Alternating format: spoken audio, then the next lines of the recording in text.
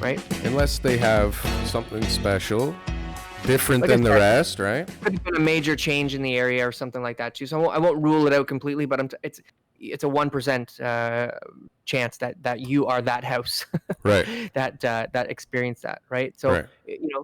Is there an increase in prices? Sure, 100%, but it's going to be based off of what sold recently, And if 2 sales happened last year that were $1 million, and the average price was $1 million, and this year July 2 sales happened and one was $1 million and one was $2 million, the average price is 1.5.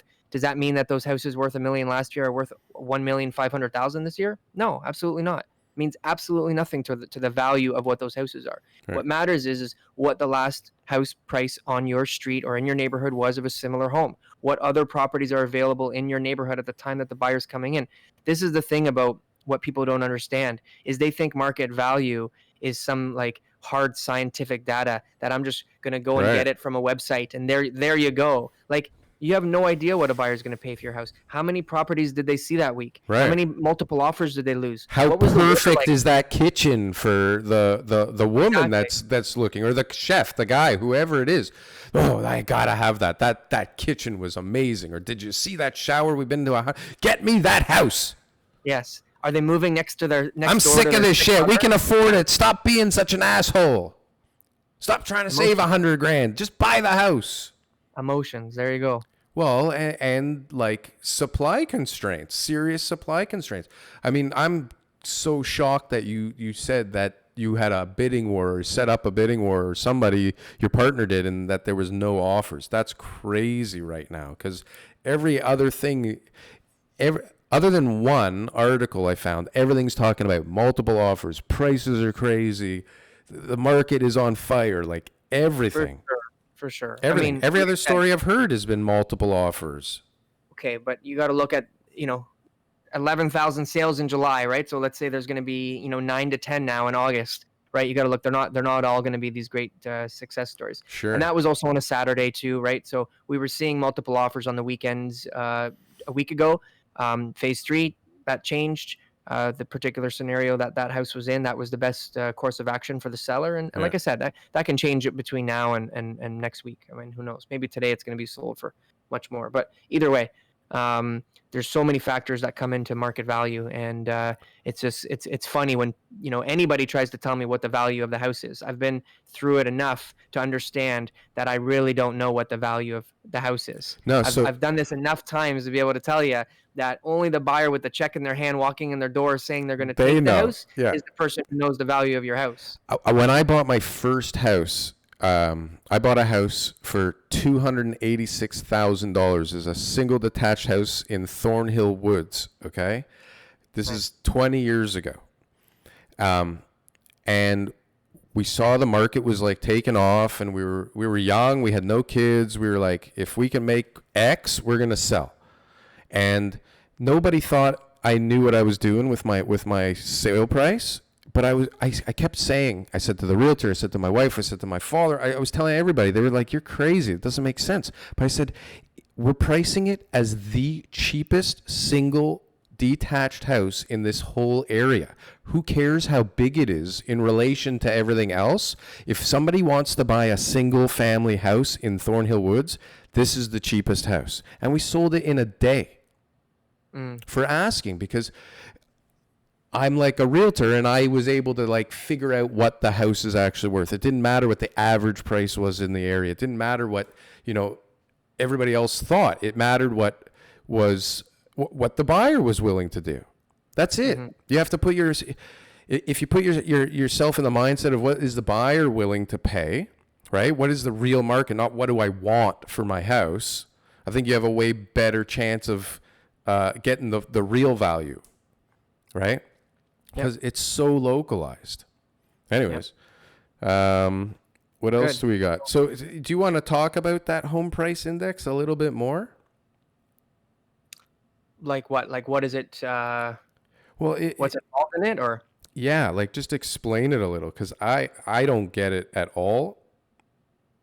Well, TREB's got an explanation of it on their website that you can read. And basically all it says is that what they do is they use a tool that evens out the playing fields, right? So if on your street, the month that they're looking at to compare to was a month that was full of 3 bedrooms at 2,000 square feet, and then the next month that they're comparing it to is a bunch of 4 bedrooms at 2,500 square feet, they use a tool that evens it out, that says, well, the reason that those sold for more is because of the size difference and the extra bedrooms. So it means that instead of us saying that the average price has gone up now from 600 to 700, we're going to say that that 500 square feet of additional space, as well as the extra bedroom, was a $65,000 improvement, right? So now instead of saying that the price went up $100,000, we're going to say actually average prices went up $35,000, because really we can't be giving it an entire $100,000 credit because of that additional size. So it's a very loose tool. I mean, they've introduced it as best as they can. It's these guys are really smart. They know what they're doing. They know how to be able to ensure that they're giving out as accurate as information as possible. And I do believe that TREB does that. I'm not saying that TREB doesn't provide as accurate information as possible. But at the end of the day, there's just only so much information anybody can provide. That's just how finicky the Toronto real estate market is. Any real estate market is. There's just so many factors that determine value, and you can get 57,000 agents to come inside your house and give you a value, and every single one of them is going to give you a different price. And these are unpredictable elements that are included, right? Like that's why nobody can figure out a good way of looking at it, because there's just so many unpredictable. They're not quantifiable. You can't. They're not quantifiable. The weather is not quantifiable. No, like let's price into next year's numbers a global pandemic. Yes. Right. But even today, even if you say, look, I'm going to sell today, you just have to be happy. And I find the people who are the happiest people in real estate are the people who don't follow the market. So then when it's all said and done and they have a bunch of showings and they have the people who come in and they have all the information that they need, and then the realtor does the negotiations and they get as much money from the buyer as they can, and they know all the different things that are in their control, and they make the decision to move, those are the people I find to be the happiest. They go, man, I feel great. I got so much for my house. The people who are like, my neighbor got this and the market did this and and high expectations here, and then it gets there, they end up doing really well, but they're actually miserable because they feel like they could have got more, which they couldn't have. It's a market, right? Well, it's a market. Maybe they could have. So what? You sold it. Sure. Not that day. Weren't you? If you said you're accepting it, then you must have been somewhat happy with it. It must have been the best offer you had. Right. It must have met some metric that made you sign the thing in 100 places. So you didn't just take it right away, right? So there's a lot of time to change your mind while initialing and signing an APS. Yes. Right? Exactly. Figure out that you're crazy or not. All right. Well, so, I mean, I had a feeling before this started that it was going to basically be a show talking about, how great these numbers were, and that there wasn't so much to actually talk about with these numbers. I mean, it's just like there's a ton of people that want to buy houses right now, and we don't know what the hell next week looks like right now. Yeah.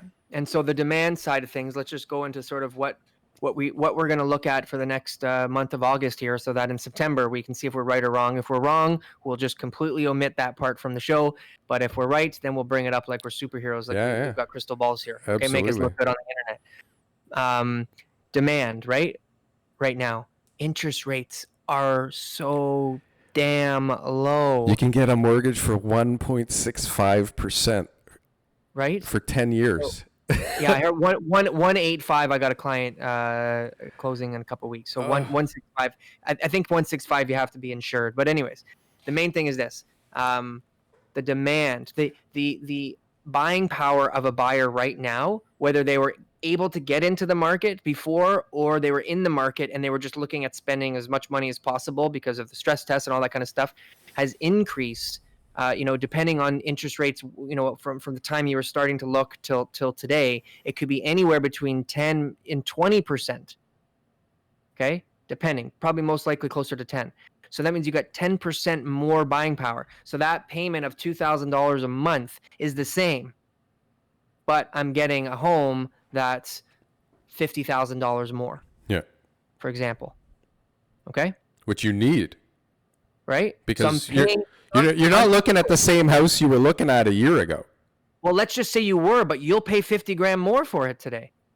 You'll pay 10% more because it's the same to you. At the end of the day, my monthly payments is the only thing that matters to me. Yeah. Right? I'm signing a mortgage for the next 30 years, probably my lifetime in Toronto. I'm going to be paying this mortgage off. Yeah. So who cares? I'm paying this much per month.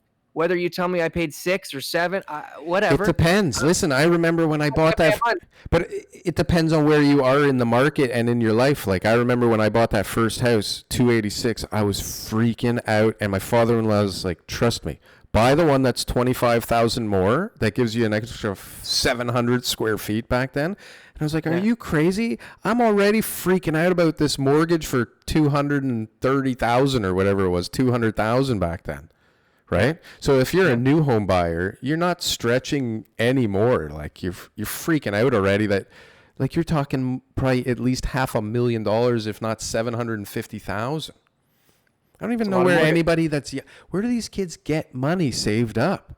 Like after you pay for a cell phone and your vape and your whatever the hell else they spend money on now. Well, they go to, I mean, the biggest private lender in Canada right now is doling money out to young people. You know who the biggest private lender in Canada is, right? No.